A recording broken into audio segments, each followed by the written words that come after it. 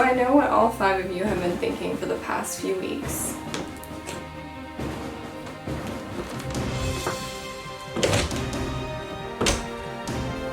Where in the world is Jenny Fern? Well, here's the thing.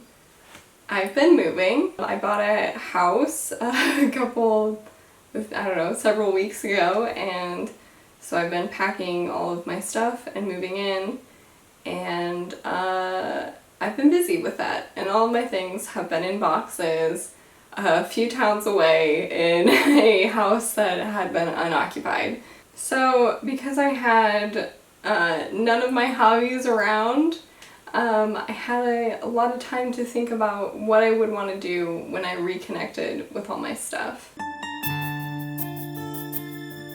I didn't pack everything. I left a few items with me, namely a rather large stack of books. You know what? I don't want to wear this hat anymore because I think red hats have officially been canceled. I don't have like a wide brim, like actual good Carmen Sandiego hat, so this is what I was working with. But I think I'm going to swap this out for my crocheted anarchy hat, which my mom made for me when I was in high school. Oh yeah, so I had books at my disposal and I was brainstorming about what I could do with all of my things, and I was reading a lot, and I came up with the great idea of trying out making a higher production value book reviews. That's right, this is a book review. I fooled you. So this is Jenny Fern Reviews The Two Towers. Hi, this is Editing Jennifer, and I have realized the morning after I filmed this that is not The Two Towers. That is The Fellowship of the Ring. I don't know where my copy of The Two Towers is currently because it's packed in a box somewhere. But I unpacked a box and I was like, oh great, my copy of The Two Towers. It's not. I need to find it because I need to be able to pull quotes from it directly. Okay, well, I hope you're enjoying this so far.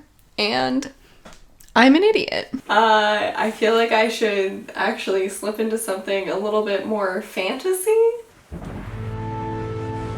So I already did a review of The Fellowship of the Ring, my first time reading it earlier this year. Generally, in the first book, I liked the happy, fun, bright nature bits, and I also liked the lack of war. And I knew I wasn't going to be getting that in The Two Towers. And generally, I thought that there were some pretty strong themes of, being a stewardship of the land and taking care of nature, and kind of the lack of industrialization and imperialism, siding that with evil, that kind of thing, which was kind of my jam in The Fellowship of the Ring. So I knew that The Two Towers was going to be a little bit different. We start off the book with Boromir dying almost immediately, which I was kind of expecting to happen at the end of The Fellowship of the Ring, because I think that's how it happens in the movies, and so I was kind of waiting for it, and then it doesn't happen at the end of the book. So at the very beginning of The Two Towers, Boromir dies, which is kind of weird timing, and then Aragorn is just like, what do we do with the body? There's like a weird decision making and weird conversation about how to respectfully get rid of the body. And they're like, well, the fastest and easiest way to do this is to throw him in a boat and leave. So then Pippin and Merry are kind of flung over some orcs' shoulders as they are run across the land to Isengard. So there's two different factions of orcs, and so there's a bit of infighting. But the important thing that I'd like to highlight here is that the orcs do communicate. They have relationships, they speak, they aren't outwardly torturing Pippin and Merry, although they are definitely uncomfortable So I say that this is important because in general I didn't see that the orcs were being characterized as like inherently evil. They do have suspicious descriptions in the text. So Merry and Pippin escape the orcs and they meet an Ent named Treebeard. So the Ents are very interesting. They're probably my favorite part of the book. The Ents are basically like shepherds for the forest. They take care of the trees and that kind of thing. And they're an ancient, they're ancient beings. They've been around for a long time. And one of the most interesting things to me about the Ents is that they have a story where they've lost like all of their women. So the Ent wives have decided to go to a different region because they are more drawn to kind of like farming type stewardship compared to forest type work. So they can't be in the same place, so they're just gone. The Entwives leaving the Ents leads to a pretty big problem for like Ent kind, because now the Ents don't have any children, and so they're kind of dying out just because the women left to go farm and now they can't find them. I think that story is really interesting and weird. The Ents are also like very thoughtful, and they kind of take a long time to decide on things just from their nature. They take a very long time to say things as well.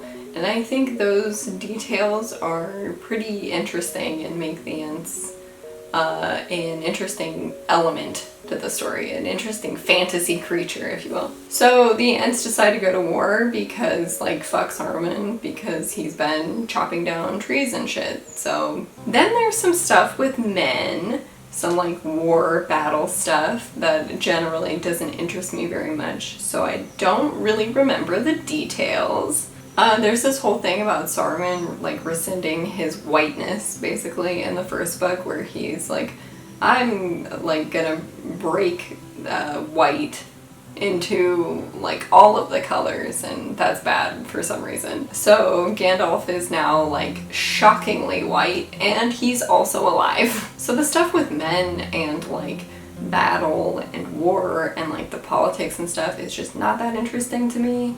But anyway, Gandalf goes over to this town or whatever, and he convinces this king or leader or something like that to help him, and dissuades him from listening to a advisor named Wormtongue. And I'm not really certain if that's his actual name, but he is called that. And I think if you wanted to be an advisor that was listened to and wasn't thought of as evil in any way, you would go with like a stronger name, like a more reputable sounding name, like Jonathan Good Ideas or David Listen to Me, not Wormtongue. But yeah, anyway, Wormtongue is a bad guy and he runs away and joins Saruman again. Then there's some war stuff, and there's like these really cool mines, which was kind of interesting. And Gimli and Legolas are now best friends. And they start counting and competing with each other about how many orcs they've killed.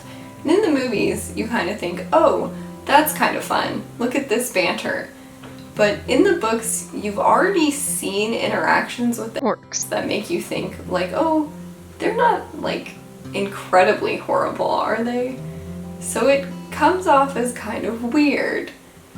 So this is where things kind of fall apart for me in this book. So Ents hate orcs, dwarves, and elves, and men, and wizards. They all just can't stand them. And there's a very clear distinction in the book about how men fighting on like the evil or the enemy side are treated as misguided or corrupted in some way. whereas the orcs are assumed to be just evil by nature. So yeah, it's just kind of weird, and it leaves you a weird taste when you're reading this. So building on the themes from the first book, it seems like orcs are considered something that's wholly outside of nature, or they're considered something that's just so corrupted that they're irredeemable. The problem with this is we've seen orcs earlier in the book, and they didn't seem vastly different or like completely removed. They didn't seem like they acted very much differently from men who were, you know, corrupted by evil. They generally seemed like they just didn't have agency and were under the control of other powerful evil forces. So it's hard to understand what the point is with orcs. Like, there's no moral in it, there's no lesson in it, and they're just kind of incongruous, in my opinion, in the whole messaging of the first book. That whole part of this is weird, and it's uncomfortable, and I didn't like it. So then there's this big confrontation with Saruman, and there's this big reunion, and it's wonderful and fun. But you may be asking yourself, what about possibly the most important character from the first book, Frodo Baggins, our ring bearer? And you don't get to see or hear anything about him until after midway through the book, in book 4.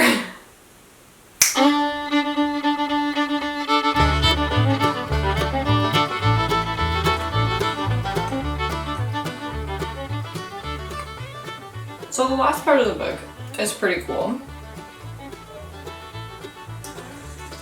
Gollum catches up with Frodo and Sam, who are kind of hopelessly navigating this like chasm or something, and Frodo just like Caesar Milans Gollum into being obedient to him somewhat. The characterization of Gollum is so much more interesting and in-depth that it is such a sharp contrast to the orcs.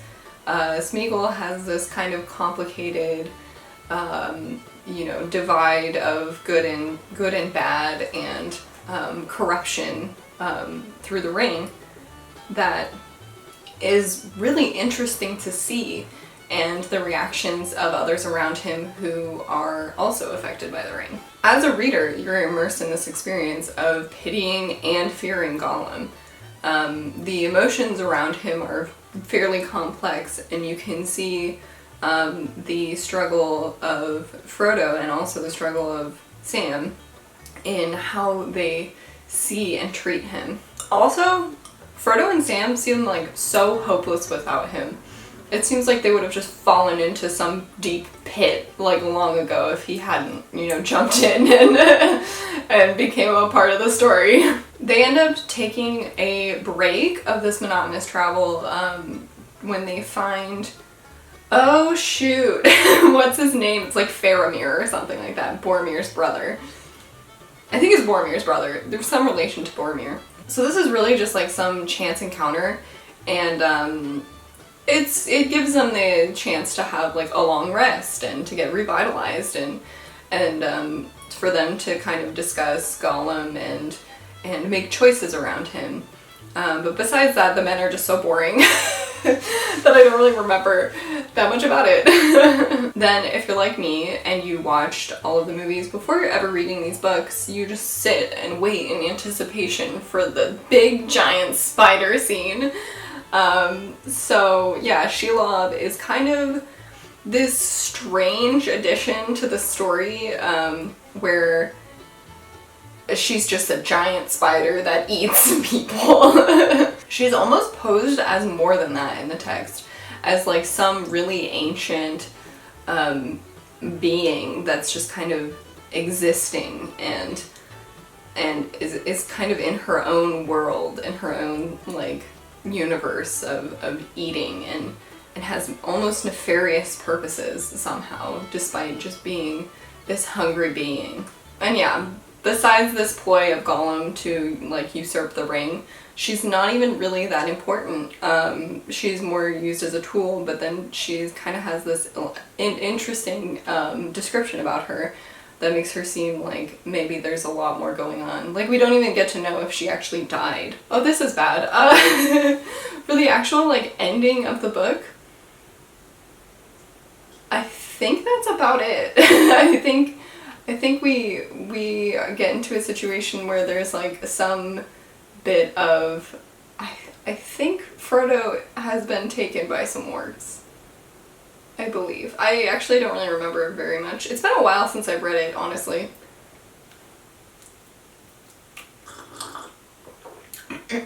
So overall, my thoughts on this book are a little bit complicated because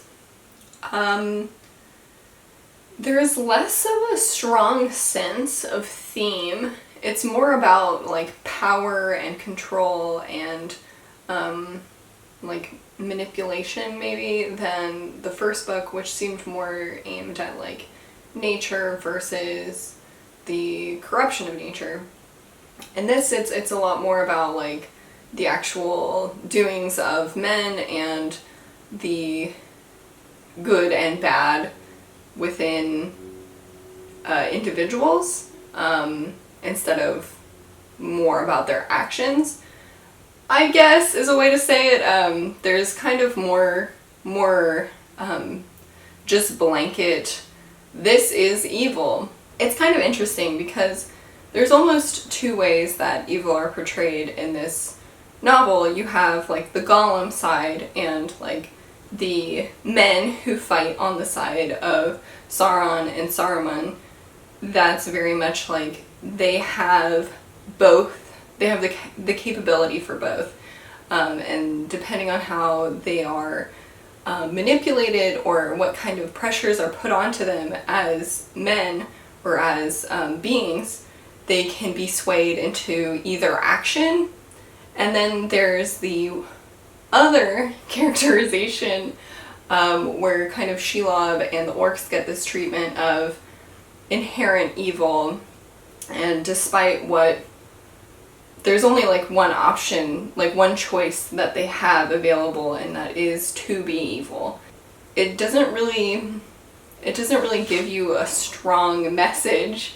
Like in this day and age, that's not really like a message that makes very much sense.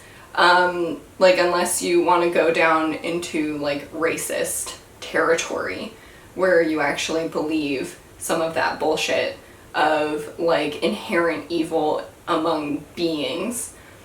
And I think the messaging in this particular book is just clouded a lot by things that fundamentally don't make sense. And so the novel kind of starts to break down at that point, where the story just breaks down. When you have these like base assumptions that aren't held up by anything, they just fall apart under scrutiny. I don't know how to word these things. I guess my general feeling about this is I get the sense that the story was clouded by racism, and that makes it fundamentally a worse story. And that's about it. The things that aren't good and that don't make sense in this story, I think, are clouded by racism. And to be honest, I don't really know that much historically about Tolkien, or like really anything about like that past history kind of stuff. What I do know is from what I read in the foreword of the Fellowship of the Rings, where Tolkien says, like, this is not about World War II. This is just a long story. This is not an allegory for World War II. Pretty much is what he says. So I know historically it was written like during that time and all of that. And I'm not sure about the personal beliefs of Tolkien. I've heard like I mean, you hear things, but I haven't really looked that much into it myself personally, and I might do that, but just what I'm gathering is from the text itself, just self-contained in the book. I also did look into a couple things, just for some clarification for myself. I did look up into the origin of orcs, and I guess that they were created by, I think, some elf did like some magic thing, and then the orcs were created from that. So they are somewhat outside of nature, in that they're not just like an ancient and naturally occurring being in this world, I suppose. But I still don't think that justifies the weird treatment that they get in this book. Especially since none of that is talked about. The feelings of orcs are just not gone into any depth compared to like Gollum, and even Shelob has a little bit more of like some justification about like who she is, but the orcs really don't get any like background, and maybe they do in the Return of the King, and maybe I just haven't gotten that information yet, but it really makes the reading experience for the Two Towers kind of strange. And yeah, that's how I felt about it. In general, everything else was pretty cool, even though like I don't remember a ton about when the characters are interacting with these different societies of men. That's just like a failing in my own interest. When reading it, it's not like it's that bad. I'm really bad with remembering that kind of stuff. So it's not like a bad reading experience, it's just a bad remembering experience for those things. I guess something that's kind of interesting, so the Two Towers are like the name of the book has to do with the two towers of like evil, the Sauron and the Saruman side of things, and I guess some sort of distinction between the two, although we don't get a ton into like the actual Sauron side of things. This one's a lot more focused on Saruman and Isengard and that whole thing. So I'm interested to read The Return of the King.